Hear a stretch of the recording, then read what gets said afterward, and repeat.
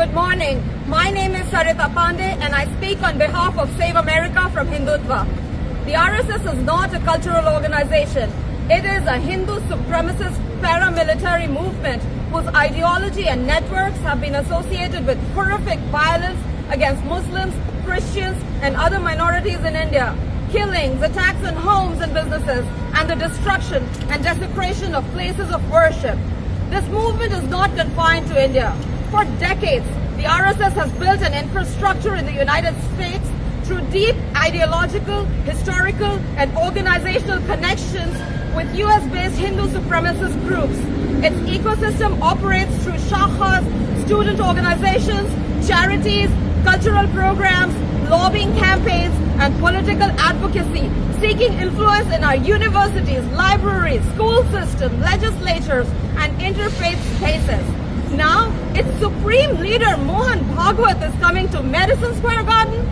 There is nothing inherently wrong with seeking legitimacy in America, but the question is, legitimacy for what?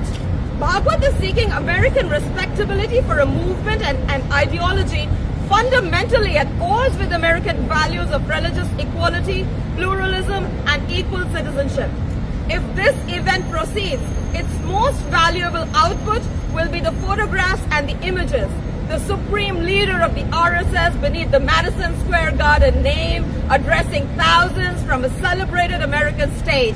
Those images will circulate worldwide as evidence that Bhagwat was welcome and honored in New York. This is reputation laundering for an extremist organization. It's equivalent to giving a stage to the leaders of ISIS and Al-Qaeda. The U.S. Commission on International Religious Freedom has recommended targeted sanctions against the RSS for responsibility for or tolerance of severe violations of religious freedom. American institutions should not help sanitize its record. Madison Square Garden should not lend its name, prestige, and credibility to this project.